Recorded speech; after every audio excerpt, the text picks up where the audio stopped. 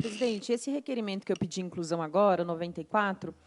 na verdade, para formalizar uma série de visitas e conversas, reuniões que a gente fez desde dezembro, na verdade, desde agosto, porque esse assunto a gente trouxe também na audiência pública que discutiu a rede de atendimento à mulher vítima de violência. A gente tem falado bastante do fluxo, a gente tem falado do serviço de acolhimento, de abrigo institucional. Eu tive acesso de maneira, claro, informal, durante essas reuniões, essas visitas ao plano de trabalho, li também o termo de referência que foi usado lá com os critérios, o tipo de serviço que estava sendo contratado pela prefeitura, chamei a atenção aqui, em algumas oportunidades, para a elevação do custo desse serviço, desse abrigo, voltado para mulheres, famílias, e também, como está previsto no termo de referência, como está previsto no edital e no plano de trabalho, do abrigo sigiloso, né, que é um outro tipo de serviço e que está previsto para ser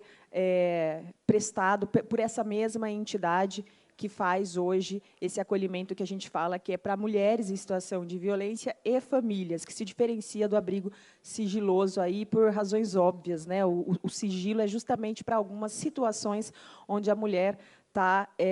muito mais exposta, né? A sua vida está muito mais exposta em relação à situação de agressão e de violência doméstica, né? de violência que ela sofre e que motivou a busca por esse serviço, que é um serviço especializado. A gente fez alguns questionamentos aqui, claro, pedindo de maneira formal acesso a esse plano de trabalho atualizado, né, porque quando a gente teve acesso ao primeiro documento, havia essa perspectiva de atualização. A gente está pedindo também um detalhamento em relação aos quantitativos de mulheres e famílias atendidas desde o início do contrato que a prefeitura firmou com essa instituição, que é uma instituição outra, que não aquela que vinha prestando esse serviço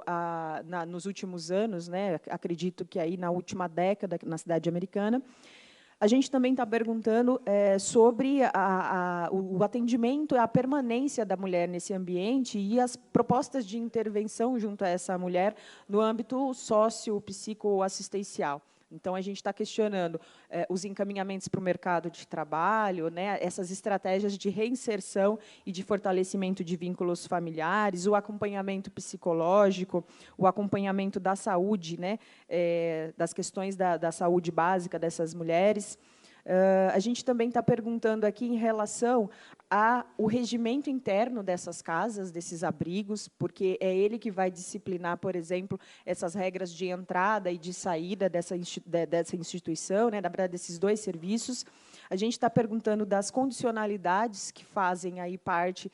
da triagem dos casos que vão ou não para um e outro abrigo. A gente também está pedindo aí a cópia dos documentos referentes ao controle de custos relacionados à alimentação, principalmente, porque foi justamente uma das demandas que chegou para o nosso mandato, que é essa demanda da qualidade da alimentação, né? Teve ali, talvez, por algum momento, a gente precisa apurar se foi uma situação pontual ou se o problema permanece, mas uma ausência de determinados itens aí relacionados a hortifruti na alimentação dessas famílias, dessas mulheres que estão acolhidas.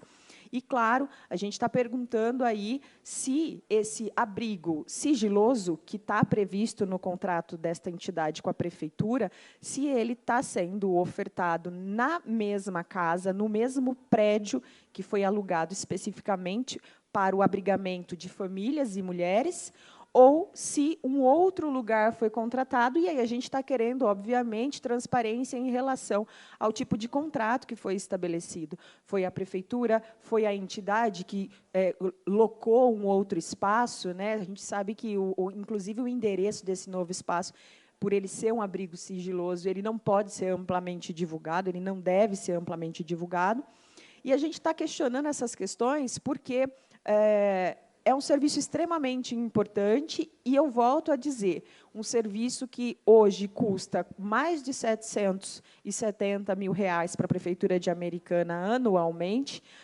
Até o ano passado, esse tipo de serviço, claro, com as devidas diferenças, né, porque cada contrato é um contrato, mas esse abrigamento de mulheres e famílias em situação de vulnerabilidade, de risco, em função de violência, ele era muito mais barato para o município até o ano anterior. E a gente não quer aqui se resumir apenas nessa questão do quantitativo, dos números, da grana em si, mas a gente está preocupado e a gente traz esse elemento do custo para o município, porque é uma questão de melhor uso mais eficiente do recurso público. Então, a gente percebe que 2 serviços que não podem, não devem, até pela natureza do serviço, serem ofertados no mesmo espaço físico, a gente percebe que, por um bom tempo, isso foi naturalizado. Inclusive, Titi, aqui dentro da audiência pública, a gente teve representante da Secretaria de Assistência Social dizendo que não havia sequer indicadores, tipo assim, nos últimos 10 anos, quantas mulheres precisaram de abrigo sigiloso na cidade americana? Sequer essa informação, que eu acho que é uma informação fundamental para avaliar que tipo de serviço a gente precisa de fato, qual que é o melhor custo-benefício para a cidade de Americana e, sobretudo, para as mulheres. Mas a gente vê que tem uma majoração, né, um aumento de custo para a cidade, então a gente faz questão de acompanhar, fazer essas visitas e, claro, formalizar esses questionamentos para a gente ter também, de maneira formal, uma explicação e um detalhamento por parte da Prefeitura de Americana para que esse serviço aconteça sempre da melhor maneira possível, o que, obviamente, pela natureza do serviço, pressupõe a separação. O abrigo sigiloso não pode estar incluído aí no mesmo rol de serviço, no mesmo ambiente onde é ofertado o serviço voltado para famílias e mulheres, porque a mulher em situação de violência, ela tem todo um contexto particular que faz com que esse ambiente,